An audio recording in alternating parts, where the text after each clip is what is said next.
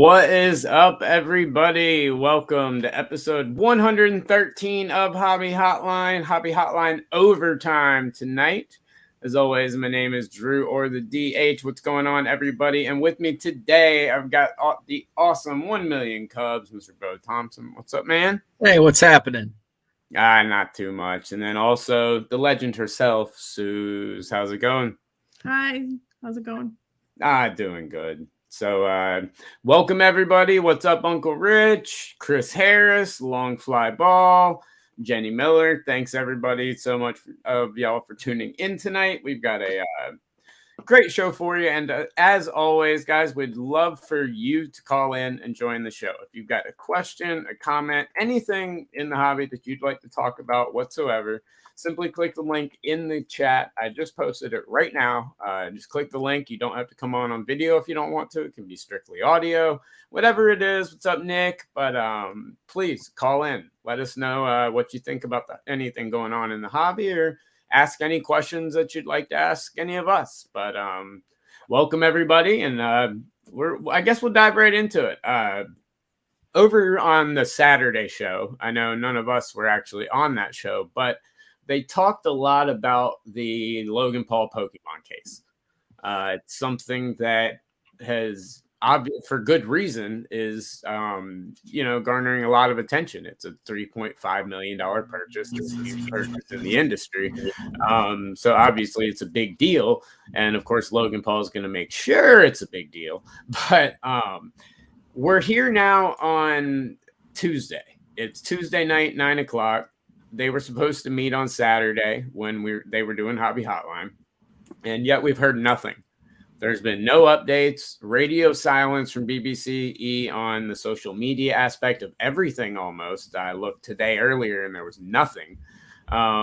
Radio silence from Steve, everybody. So I guess my question would be, being Tuesday already and nothing being said by Logan Paul or anyone else, and Logan Paul is going to edit his videos as soon as they're done. What does that tell you guys, at least? What do you think about the fact that it's Tuesday and we have no answers regarding something so high profile? No news is bad news, in my opinion. I think if we were to hear good news, it would have came out almost, like you said, almost immediately. And I think that silence is deafening in this instance. We're on Tuesday night. Nothing has been, unveiled from that weekend meeting. So I think that says a lot of, I think there was a big oopsie on this one, and, we'll see what happens next. Probably that's the case, but I tend to be a little more sort of like down the middle of the road kind of person in this case. Right. Maybe that's the case. Maybe it's not. Maybe they couldn't get to it. Maybe there's a bazillion things that could have happened. Sure. And sure, maybe it is not a legitimate case and they actually had to, and they're trying to craft their message. I saw this, I'm like, I hate to always go back to that well, but it's like, I saw this a lot of tops where something wouldn't happen, or the checklist isn't out yet. And people are like, this is the worst checklist ever. Right. Something is going wrong. This is horrible. And it's like, no, I just got busy. Right. No, that's not the case here. But I feel like it's one of those things, it's social media, it's the internet. Everybody's going to have opinions, but it's also one of those things where it's like, let's wait for the message to come out before, we start throwing stones at BBC. Of course. We are in the age of social media. We want answers yesterday. And that's but life doesn't work that way. That's the thing that's easy. It's like everything's like now. But at the same time, it's like, but that's not how life works. I wish things were now. And as somebody who worked in the news and somebody who worked the corporate side of marketing, it doesn't work that way. I get both sides of it. Again, as somebody who's worked on both sides of it, I get it, but it's just, unfortunately, it's just not the way life operates as much as we want it to. No, I agree. And that's, that was one of the things I thought of was, is just they were taking their time, making sure on everything. And then also, just the fact that it is so much, they've got to figure. Yeah, I think they are taking their time and probably really having to study this because, as Chris Harris asked, how do we know this case is fake? There's multiple different things that there's nothing that says it definitely is. It definitely could be real. I mean, it absolutely could be real. But there's a lot of red flags suggesting that it quite possibly couldn't be. But were they bringing in one of the actual like Pokemon experts like to look at it? Because like maybe like who like maybe that's also what happened. Like I'm just saying like maybe he brought it there and then Steve Hart was like, you know what? This is not my area of expertise. I hope so. Too many red flags. So let's bring on one of these like guys who are experts in this area. You know, like I'm just saying, I don't know if they did that. And it would probably be prudent to do that. And maybe that's what I do agree, though, that like the silence is deafening. They probably should say something and be like, hey, like, even if the like an update looking into it. Yeah, like you said, I think it would be. I think you nailed it. I hope someone from that knows someone at BBC is watching the show, and if you are, please go hit them up immediately because what Sue says is dead on. Like, get that Pokemon expert, get one of those in there since you've kind of already admitted that it's not your strong suit, and that's fine. You don't have to be an expert at every single kind of wax in the entire world. You seem to be doing just fine on sports cards. Maybe stick to them. But bringing in a Pokemon expert, that's something, update everybody. Say, hey, we're bringing these people in. We're going to take it. It's interesting to me. I thought this was going to be the Monday morning story. I thought, Logan Paul beefing it up, saying it was happening on Saturday, blah, blah, blah. I figured it would be right away, but it looks like they're really taking their time on this because, BBCE has a lot at stake in this.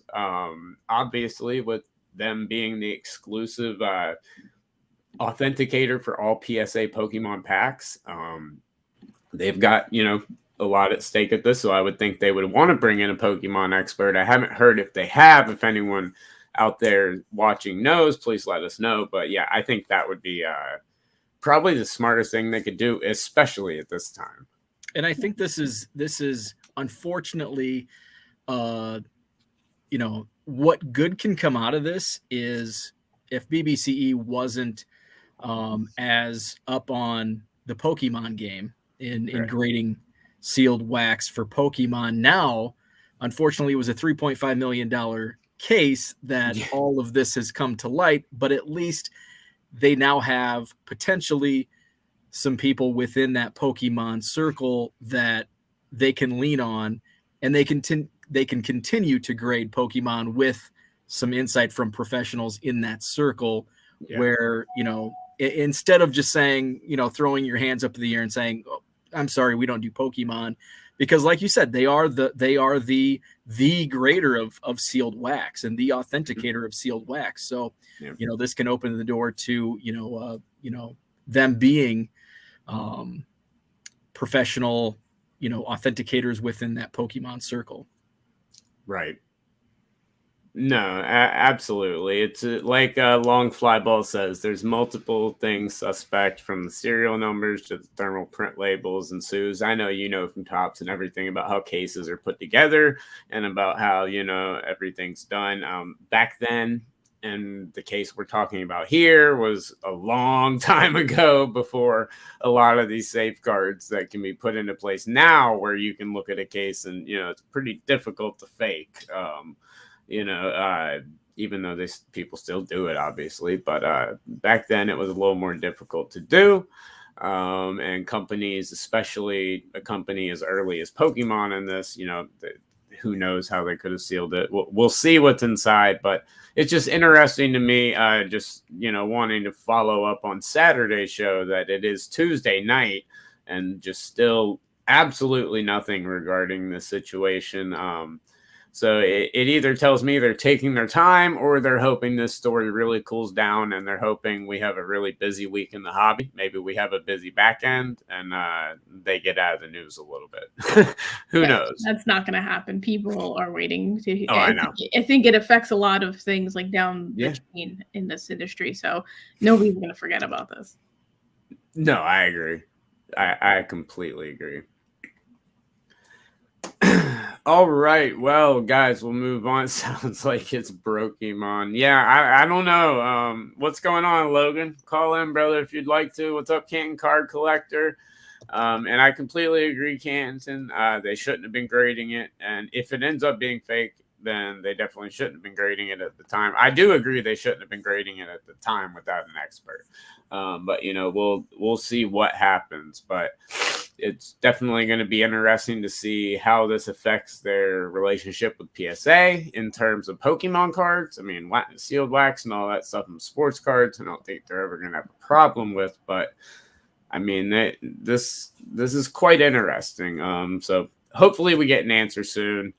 But we'll move on now. And Suze, this is something I definitely wanted to get your opinion on because, like you said earlier, like from your time at Topps and everything, you've been on, you've seen a lot when it has to do with the product aspect of cards and really the whole process. But Mosaic Basketball was released, and as collectors are opening it, fast break boxes in particular, they're noticing that the black 1-of-1s are not stamped 1-of-1 on them.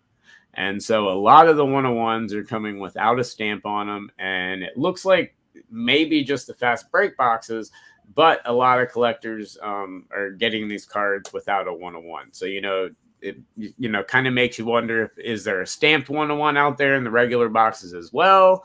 Is PSA going to, acknowledge these as actually the 1-of-1s? What do you guys think about the screw up? And then Suze, from your aspect, from your side of things, how does Panini go about figuring out where this problem was and how deep it goes, or can they figure it out at this point? Yeah, I mean, they can figure it out. It wasn't, and this is one of those situations where it happens to Panini, it happens to Topps, and happens to back, and it happens to everybody, where it's actually not Topps's fault, and it's not Panini's fault, and it's not Upper Deck's fault. This was a situation where that happened at the printer, which is a company that's not Panini, Topps, and them all. I mean, I don't know if it was Carter Monday. I mean, it could be GCI. Panini has an exclusive one, but it's something that happened at the printer, and they failed. And unfortunately, even though they're supposed to have like checks and balances, so like, they do sort of like they'll break open different boxes to make sure everything, like spot checks. I mean, it's a spot check for a 1-of-1, so I guess that's a little difficult. They failed there, and that's the problem. But you can't really be like, yay, this terrible, this printer really messed us up here, and now we don't know what happened to these cards. Excuse me. As Panini, you kind of just have to own it. So they'll do an audit if probably, I don't know for sure, but they'll do an audit with the printer to figure out like where in the chain this sort of failure happened. And then kind of wait, like you said, are other ones going to show up? This is just a wait and see situation. I mean, I feel like it's almost similar, and Eric will appreciate this, those back pages, to the wooden mini cards that have disappeared from Allen and Ginter a few years ago, and really nobody knows where they are. Literally nobody knows where they are. They're, the printer has no idea, and kind of just disappeared. And unfortunately, like when something like that happens, there's not a giant fix. But in this case, you just kind of have to see. In this case, it's probably more equivalent to I think it was 2015, maybe. Topps Tribute had those terrible autograph fronts that everything was messed up, and they asked for people to send them back in so they could send you new cards out, and it was a disaster. Maybe something like that happens, but if it turns out that there's only these cards and these are the only ones missing the 1-of-1, maybe they'll just keep it, and then it's just a sort of in Beckett, it's an announced print run of 1-of-1, but it's not. They're not serial numbered. It really matters what happens, what else shows up on the market after this. No, get ready. We're in for a ride. Get ready. This isn't going to be the only time we talk about printing errors and mistakes at the printing facilities with all of the issues that these card companies have had within the last year and moving forward with supply issues. The supply chain is upside down, trying to find employees. And I think this is going to be one of many stories to come on issues that we'll see with printing and just issues in general with cards across the board, no matter what company it is. No matter what company it is, I think we're going to see these issues pop up. No, I agree with that too, because there actually are not that many printers who are employed by these companies. Yeah. I jokingly said when I worked at Topps that if I had the money and the sort of like capital to create a printing facility, I would, because there's just not enough of them. There's literally, I think, like two that do like the normal printing, and then a handful of like digital printers, and that will make like sort of smaller one-off products. But the problem is you have two printers creating all of the products, all of these companies, and it's a matter of like finding time and schedules, and these printing presses are literally running 24 hours. They're at max capacity, so it's how can you expect like perfect work when it's like you're just trying to get things out the door? That's not an excuse. It sucks, because at the end of the day, like the collectors are the ones who have to deal with that. They have to deal with the mistakes and the errors and the printing errors and missing cards and all these different types of things. And the card companies are like, yeah, sorry that happened, but guess what? We have a new product coming out next week. Right. Let's that instead. And that's the big thing, is that these companies, like you said, there are, two major ones, and then, they have some off brands for their instants, and there's their nows and some one-offs and everything. But there's two main ones running 24/7 for the two big companies, Panini and Topps, and they're cranking both of these products out. They don't stop. That's the main reason you're seeing these release dates being pushed back, is because there's so many issues at the plant. I mean, you can tell everybody how far out a product's designed. It's just a matter of getting it printed and everything. And it's definitely an issue when it comes to there. Absolute Authentics wants to ask, and this kind of goes right with it, with printing and packaging and distribution and everything. But the Bowman Draft first edition, it's supposed to be in boxes. Instead, you're opening up a cardboard box and there's 50 loose packs with some quote unquote bubble wrap to protect them. I've seen tons of them come destroyed. I mean, there's a lot of issues. What did you guys think about that when you saw Bowman Draft First Edition, a product that Topps seems to be pushing pretty hard, which Topps did have an issue with Bowman, kind of the same way with numbering with their golds and blacks with the product just a little while ago. But when you saw the first edition, what'd you think? Well, I thought it was weird that they had 50-pack boxes when they released it.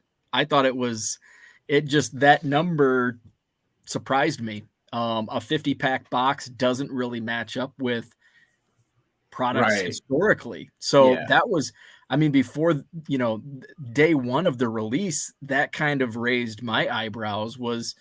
This is interesting, a 50-pack box. So that was, and I don't know if it was just kind of a big whoops that didn't realize that, we're not going to sell actual 50-pack boxes, if it was, something that happened at the printer. But right off the bat, I was surprised by that, number of packs within a box. Yeah, I have no idea. I know. Saw it, but I'm like, I don't know. I have no idea what happened here. Like, why? Absolutely. Maybe they ran out of time for packaging. I have no idea. Yeah. So when it comes back to the Mosaic 101, so when it comes to those 101s, do you think this is something that Panini is going to look into, or is this something that you think, the people that pull these, should they be contacting Panini to see if they'd put the stamp on it? I mean, like what would you guys do if you hit one of these 101s without the stamp? Because so far it's been out for just a little while, the fast break boxes, and we've already seen at least 3 that I know of, and they're all the regular ones, not the fast break ones. Yeah, I think they have to reach out to Panini. The reality is too, like, the only way it's ever going to be addressed is if people, you got to complain about it. So you sort of flood their customer service, because if you're not complaining about it, they probably may not know about it. So people, you need to reach out to them. Absolutely. No, I'd be Googling all those customer service emails, those the by name emails, Normally I would have just put it on eBay real quick, but right. in this instance, I'm going to reach out to somebody and send some emails until I get a response. Yeah, it's probably the best thing to do on that side. But anyway, interesting. If you've opened Mosaic and if you've been in Mosaic fast break boxes, definitely check those parallels because who knows, you might get something. Get a little surprised. Check the black borders. If you see any black ones that your breaker missed, congratulations, you got a 101. But yeah, guys, once again, everybody, please, if you got any comments or any questions that you'd like asked, or if you'd just like to join the show and chat, please call in and join the show. Put the link in the chat right there. Once again, this is episode 113 of Hobby Hotline Overtime with myself, Bo, and Suze. And I guess we'll move from Panini to Topps. Topps, I guess this is probably going to be their first major release under the since the Fanatics purchase. But Topps this week put out the Series 1 design, gave a lot more information on Series 1, put out a lot of pictures of parallels and everything, and started to kind of pre-promote that product a little bit. What did you guys think of the design and everything you've seen so far? I like the design, and I think a lot of people a lot of people are negative around the designs year in, year out. Oh, this design sucks. We want what we grew up with, but I actually like, and I will admit, full disclosure, many times when I see a new Topps design, I kind of don't like it right off the bat, but then it grows on me. But I do. This was one of the few designs in the past decade that I actually do really like upon first sight. So I'm excited about the design, and I'm excited for the first true rookie card of Wander Franco. Yeah. First of all, shaking my head because you're wrong. Secondly, I think with any sort of release, like especially flagship, it's really hard to gauge design just off of an image. You need to see these cards in hand before actually thinking like, oh, this looks good or not. There's times where like I've seen designs, I'm like, this is horrible. Oh yeah, I'll get it in hand. I'm like, oh, this is really nice. I like this. And then the opposite happens. So it's flagship. You have to be excited for it. If you're not excited for flagship, like, are you even a collector? Like, it's like it's the start of the baseball season. It kicks off a new, it's so cold, and then suddenly like, yes, right today it's literally 14 degrees where I am, and I cannot wait because like flagship Series 1 means hopefully spring training and then not lock out anymore, and like the weather is going to get warmer, and it's just exciting regardless. But I disagree with like the fact that it's like a Fanatics release. It's not still under the Topps umbrella. So you're not going to see any, like, I feel like Fanatics changes for several months because they've already been soliciting up to Topps Chrome at this point. So. Oh, absolutely. No, I agree. I just meant, since the purchase, this would be the first probably major product put out since that purchase of Topps. But I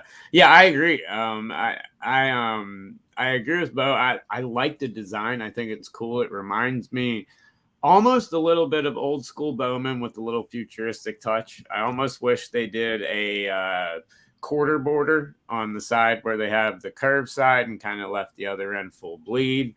I like those cards, but I think it looks nice. But yeah, Suze, you nailed it. There's so many times that I look at mock-ups and I'm like, oh, these look amazing.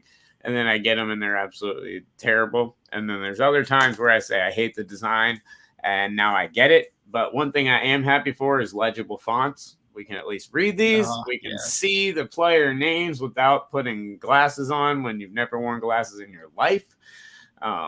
So I am happy for that. You do get Wander Franco rookies in here, whether it's his first or not. You do get Wander rookies, but I think it's going to be awesome. Let us know what you guys think in the comments of the first design. The one thing I was disappointed in, and Topps put this out today, is the Independence Day parallel. That was always my favorite card. Like 3 years ago, 4 years ago, when they would make the entire background different, they would really make that card completely different than every other parallel that they made. It seemed like the Independence Day, they took a little more time on, changed it up a little bit, did something different. This year, it kind of reminds me of the Panini emoji cards. It's just stars on the side. And I feel like that's a major, I mean, there are already, people are gravitating towards serial numbered cards. And I think one that's low numbered like that to 76, I think you have a chance to make an iconic parallel. And instead, you take it from these gorgeous backgrounds with the flag backdrops in the background, you know, that no other parallel has, and you turn it into an emoji card. It was just a little disappointing for me personally. Yeah, it felt very Panini Donruss. Like Yes. I was thinking when I saw that card. Now, in their announcement today, was there an announcement on who is going to be the number one card, or is that something that we just have to wait for? I mean, generally that's not released until right before the checklist comes out. Okay. Or in the past, the way we had done it was like we removed the numbers from the base cards, so you didn't know who it was, but at least you knew who was on the checklist, so that the announcement was lined up with it being on like the MLB Network. Oh, okay. Yeah, they've not released it. They did the voting in October, but they have not released it. Now, release dates are all over the place from February 9th to the 16th. I don't think anyone really knows, but I think it looks awesome. They've got some really cool stuff in it. A lot of the parallels look nice. Some of the cool autograph parallels that I've seen look really nice. I thought I saw a Jeter and Judge baseball stars dual auto sues. So some Jeter in there for you this year. but yeah, nice new design. I think Markdown Entertainment, they're waiting for the mail-in ballot still. Quite possibly we might need a review on everything before we get card number one. I'm going to assume they might even do Tatis all over again, but who knows at this point. But so as you mentioned something that I want about this, I wanted to kind of go off of, you know, you were talking about how Topps has been promoting Topps Chrome and some other stuff already. You know, where do you see in terms of the Fanatics deal with Topps, when do you see Fanatics influence really starting to kick in Topps? I feel like it's actually happened just ever so slightly on social media. I don't know why, but I kind of got like a very different feel from it over the last like week and a half. So I think like marketing wise and presence wise, we might start seeing a little bit. As far as like cards are concerned, I still think it's going to be months before anything, because like last I had looked, I mean, I don't know if they solicited anything since, but last I had looked, they were soliciting, you know, baseball, specifically baseball, through July with Topps Chrome. And all those products before that, there's just way too much money tied up in those products, I feel like, to be like, yep, we're going to pull this back and we're going to explode everything. It's just not, you know, it's just not feasible. And I think it also gives them time to study the business from the inside, understand how, you know, things are made. Why are there only 2 printing presses in the entire country that prints all the cards? And like figure out how they want to change things internally before we start seeing sort of the, you know, the external results of that. That's just my opinion, though. I could be completely wrong. And next week they could be like, we're blowing everything up and this is what we're doing. I'm like, oh, okay, cool. Yeah, I think, and correct me if I'm wrong, but I think we'll start seeing early on the distribution of some of the products, and you know, I think we'll see a lot of products on the Fanatics website, and I think that's probably the first touch, you know, the first real touch we'll see on the whole deal. And I think we've already seen that. I think Fanatics has a bunch of Topps products that weren't previously on their site listed for sale recently within the last week or so. Yeah, yep. I think they've always worked with the card companies, so even Panini. So like Panini's had exclusives and stuff. So I don't know if that's a direct result of the deal or it just happens to be the case, because Topps doesn't really hold anything in like a warehouse, so to speak, so it's not like they would have like, oh, we have this whole warehouse of old product that we've been waiting to sell, so let's now put it on Fanatics website. Like it wouldn't work that way. Like they would still have to get that either direct from Topps that was sitting in Fanatics warehouse or through a distributor. So I don't know which one that would necessarily be in this case.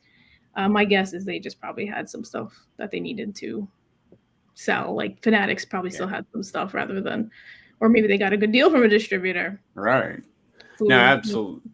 I think they're gonna get rid of. So, but no, absolutely. And I miss Jeremy Licks. He says Mookie contracted with Fanatics. Maybe he'll have autos again. Yeah, he probably will. I'd almost be certain that he will. But Markdown Entertainment has a good question here, and I want to know what you guys think about this. So, do you think the pre-booking system lasts through 2022? I think it's interesting because the Panini and Topps both have very different systems with how they sell their product. Yeah. Topps is a made-to-order company, right? Mm-hmm. So if they solicit a product, they say here's Topps Chrome, and they send it to distributors, and they'll send it to to their direct stores, and all these people will put in their orders, and then that's essentially what Topps will make of that product. Panini, right, on the other hand, that's why you see Topps' like designs and stuff 6 months or more ahead of time, because they need you to order, so then they know how much to make.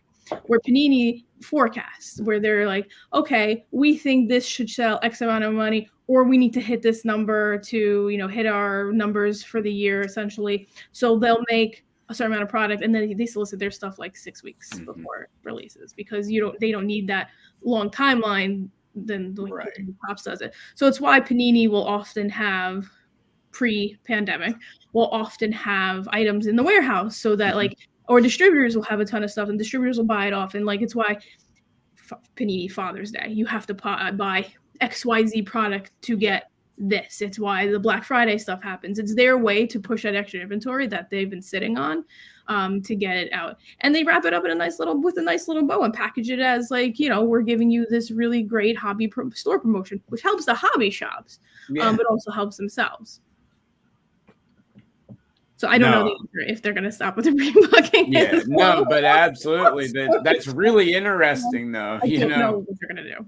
Yeah, but that's really interesting, and I know a lot of people probably had no idea on that, the difference between Topps and Panini, and that is a very big difference. But Bo, what do you think about the pre-booking system? You think it lasts through 2022? I think so. I think it's going to be a lot of the same through 2022, and then any changes I think will really start getting noticed in 2023. I think this is going to be this is a big transition year. I think there's going to be a lot of the same in 2022, and then we'll start seeing some changes next year. No, that's where I'm at. I think this year you're going to see, there's so much stuff that's been pushed back that was supposed to have been done last year that's not coming out till March or April now. There's so much stuff that was planned in 2021 that's not even going to come out till we're almost halfway through 2022. So I think 2022, like you said, it's going to be generally pretty much the same. But as we get into 2023, who knows? I've talked to a couple of people that work closely with everybody, and there's definitely some interesting changes that I've been told that could possibly be happening.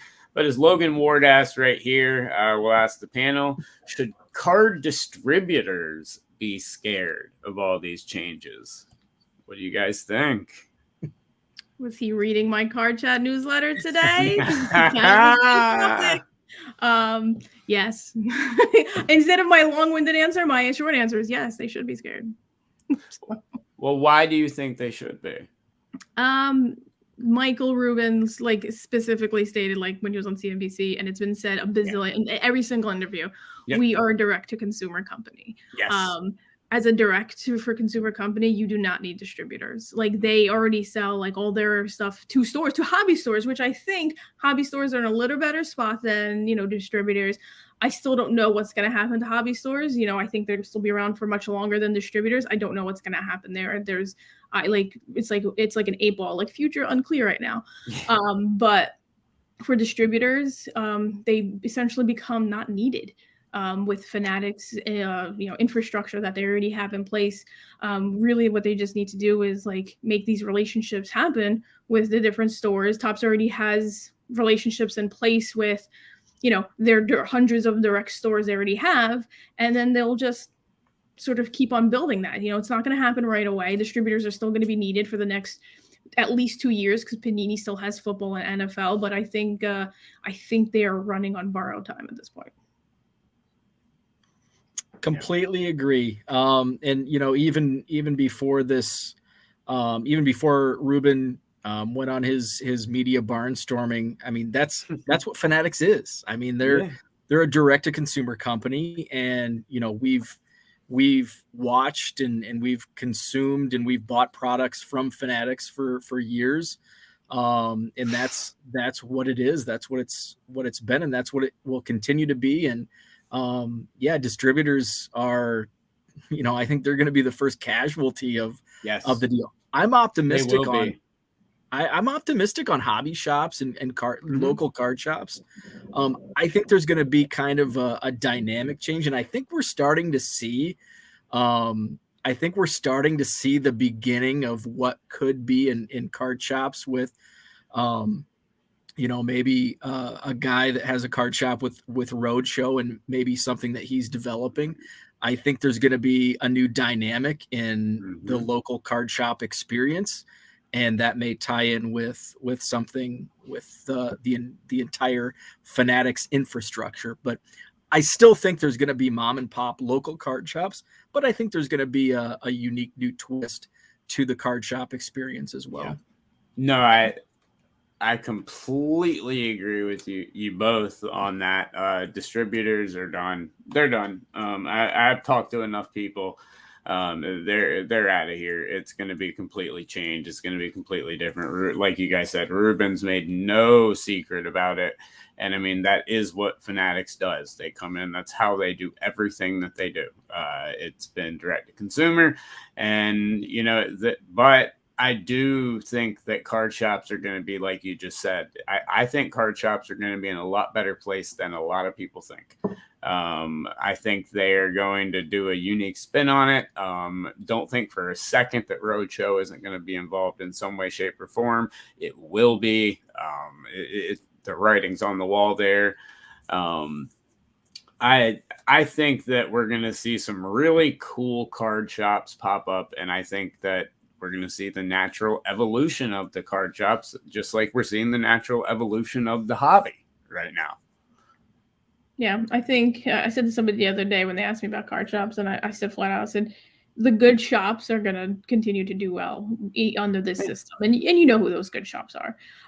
But the sort of like stores that kind of like rode on the coattails of the pandemic are going to have problems in the future.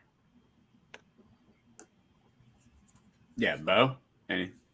Yeah, I'll just kind of elaborate on that and what, you know, kind of what I previously said, where I think there's always going to be a secondary market for cards, whether it's, you know, me selling cards out of my basement or a hobby shop downtown, or, you know, a big Fanatics centered card shop, kind of like what we're seeing with what's happening in Cooperstown with David Adams. You know, I think there's always going to be the ability to sell cards and do it that way from a card shop perspective. So I don't think that'll go away, but I think we will see some changes, and I think those changes will be good, whether it be Fanatics centered or, you know, somehow Fanatics affiliated, or just down to your local mom and pop shop. And, you know, any unscrupulous, you know, card shop, card dealers, you know, there have been, you know, poor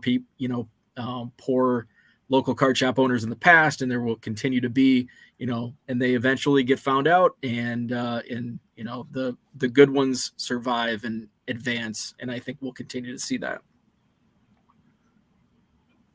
Yeah, and I mean, there's always the chance. Like, I miss my Jeremy Lick says right here.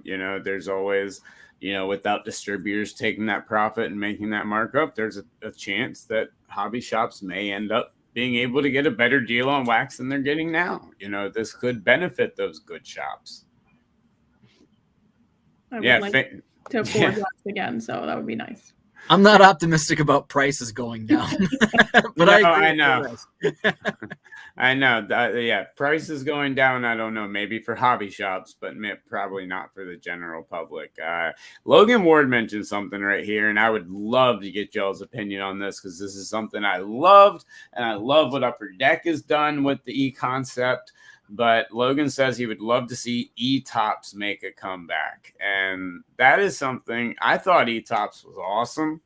And I think there's massive potential in bringing it back now with the integration of so much online stuff and so much going on and wanting to every company really wanting to create that whole, universe you spend all your time in the hobby on that one page. I think E-Tops would be an awesome thing to put out in a time like now. I think it was a little early in its concept and idea early on to really catch on, but I think they could do some pretty cool stuff now. What do you guys think?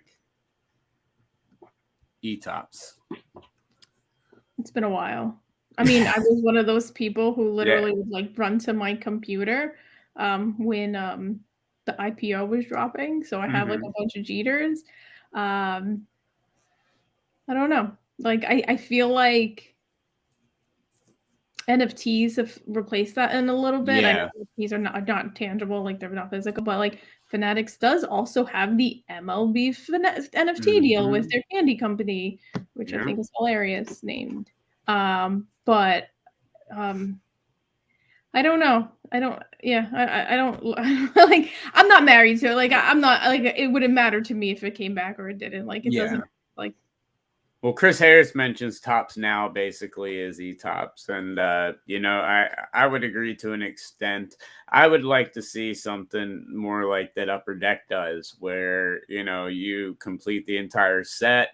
If you scratch off, the codes on the back and send it in, you get an exclusive complete parallel set sent to you. You can buy the packs online and choose when to have the card shipped to you. I think there's a lot of cool stuff they could do if they kind of brought it back just a little bit. But, they've got something great going with Tops Now. I mean, Tops Now, every single thing. I mean, F1 Tops Now is huge. I mean, I could have made a living off of Tops Now Soccer, the first 500 cards. I mean, Tops Now really has a lot of value.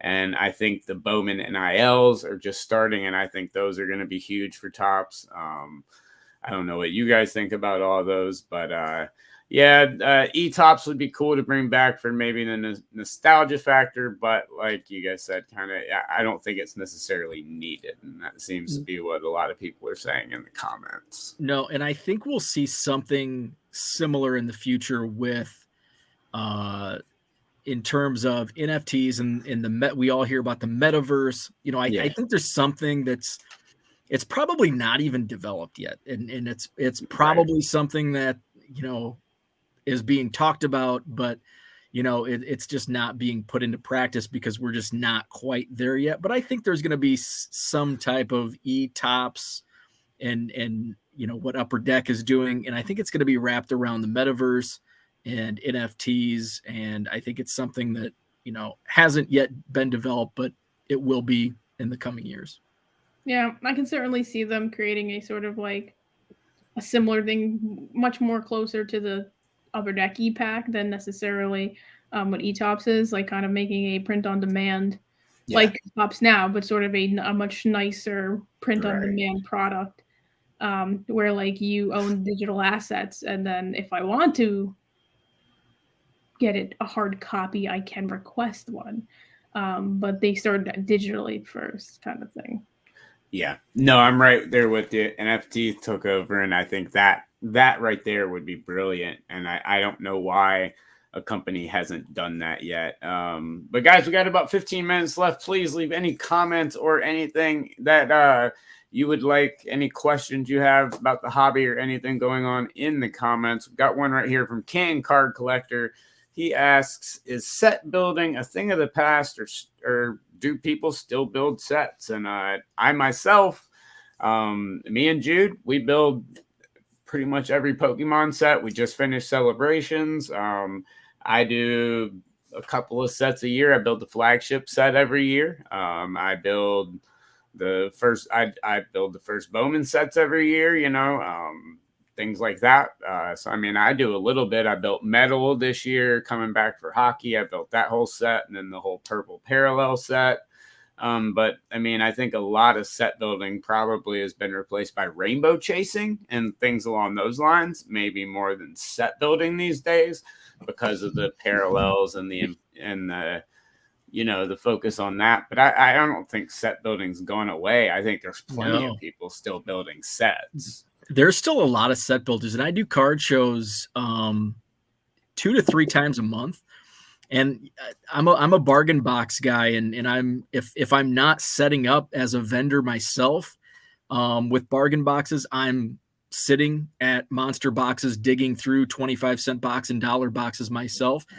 And the amount of collectors that will come up to a dealer and ask, are these in any order? And I was at a show in Rockford, Illinois this past Saturday, and I had my 25-cent boxes. I had a customer come up and ask me if these are in any particular order. I said, unfortunately not. It's just a hodgepodge.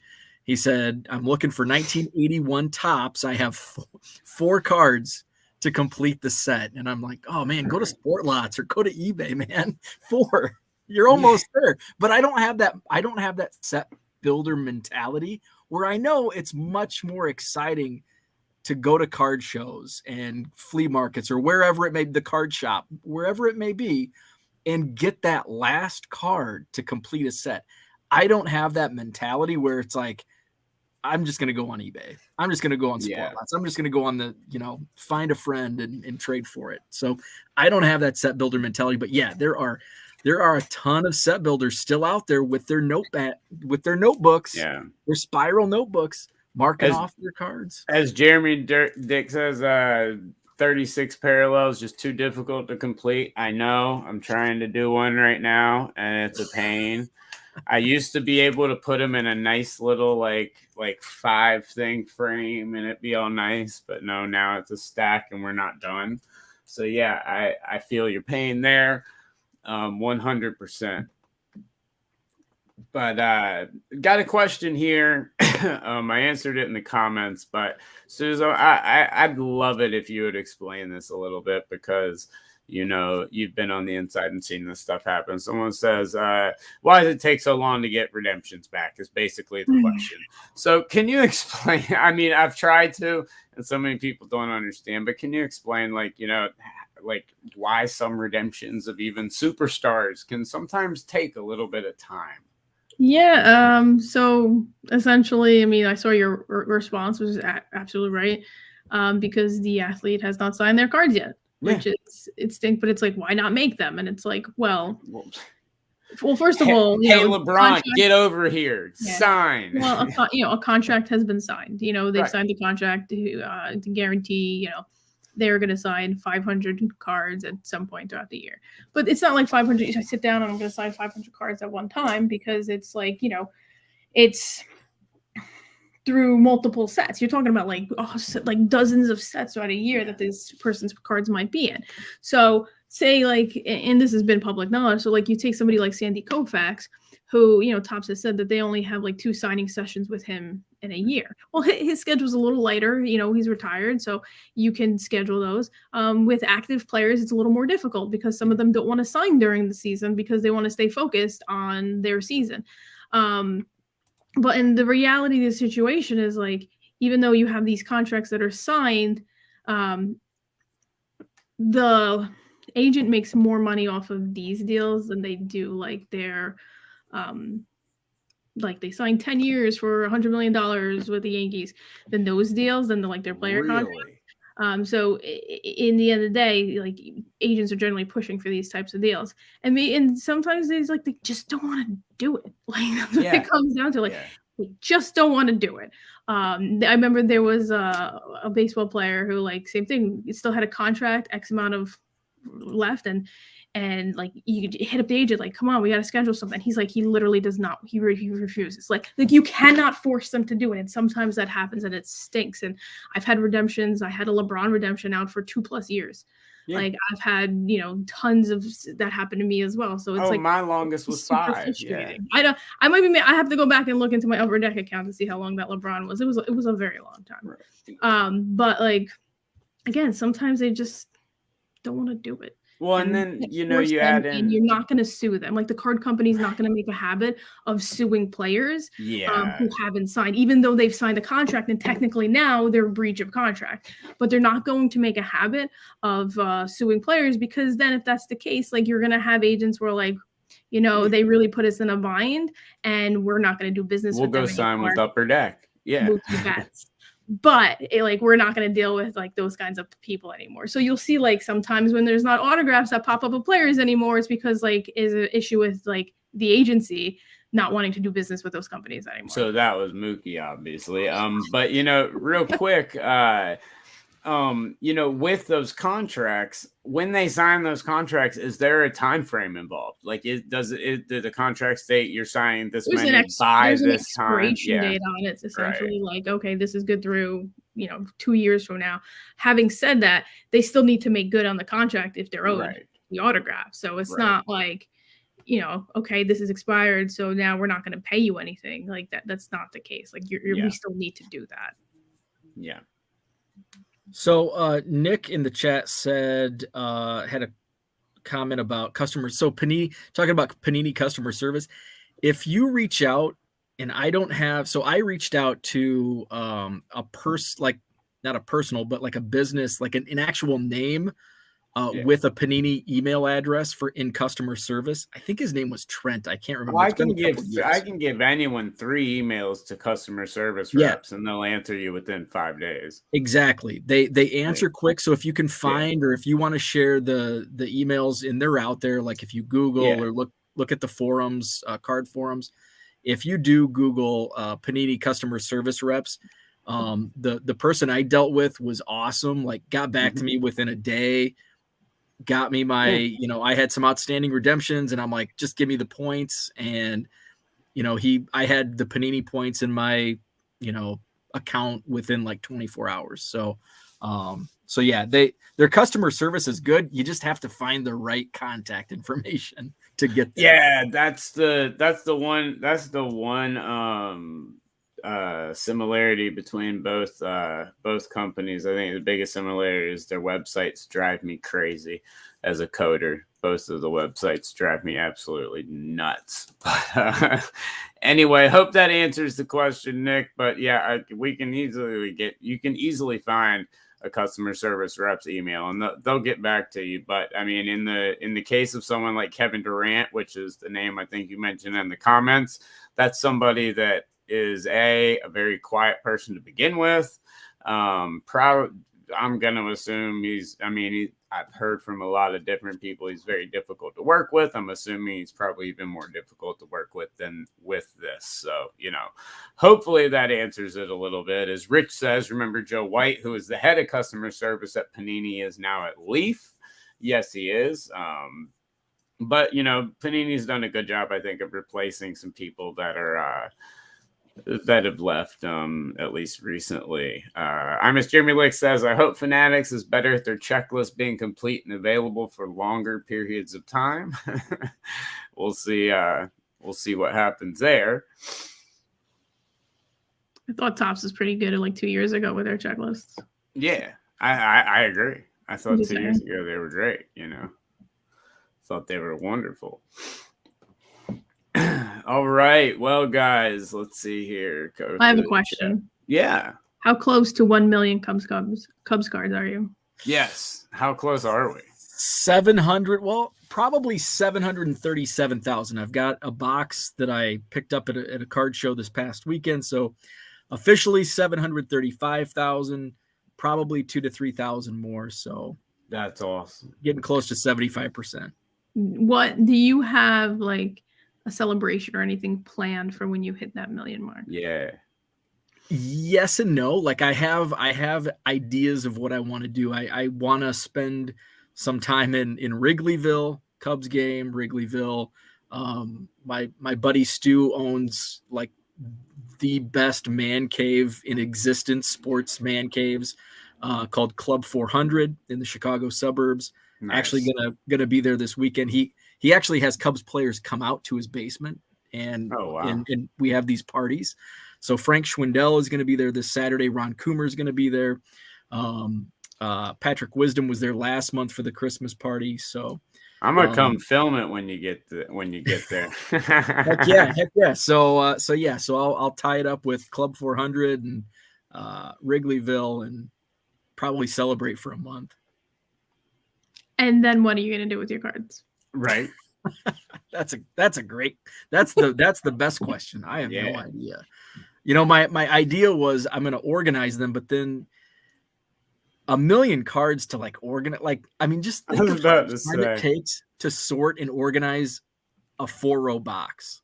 Yeah. And then multiply that to get to 1 million. And it's like, maybe I won't. Maybe I'll just leave them in the boxes and just say, yep, I have 1 million. I know it's next? Like my Jeter collection is not sorted at all, and I only have about I've sorted about 2,600 of them, closer to that, where I have like hundreds more to go, and it's taking me forever. Hey, we're all going through it right now. I'm sorting my East Carolina collection and my Panthers collection the other day, and it drove me nuts once I got to a couple hundred. So yeah, still thousands left. I was like, no, thank you. But I'd say probably if you didn't start sorting on the way to 1 million, probably don't start at 1 million. Yeah, right. Exactly. That's a little backwards. That's the definition of you're gonna drive yourself crazy. You're gonna show up on the next show full beard, just disheveled. You know, we don't want that, man. We don't want that. Anyways, all right, yo. Well, we are going to wrap up this episode of Hobby Hotline Overtime. Once again, guys, this Saturday, we will be live once again with a new cast of characters at 11 a.m. So make sure you tune in to the flagship show every single Saturday at 11 a.m. And, of course, every Hobby Hotline Overtime every single Tuesday at 9 p.m. But thank you guys so much for tuning into the show today. Bo, Suze, thanks so much for joining me. Thank you. Good stuff. Yes, absolutely. And thanks everybody out there. And for anyone that wants to listen to it again, if you missed anything or came in late, it will be up on all podcast platforms here either later tonight or tomorrow, and you can catch all past episodes as well if there's anything you would like to check out. So once again, thank you guys so much. Make sure to tune in Saturday. We have an awesome lineup coming your way, and you guys have a good one. See ya. Yeah.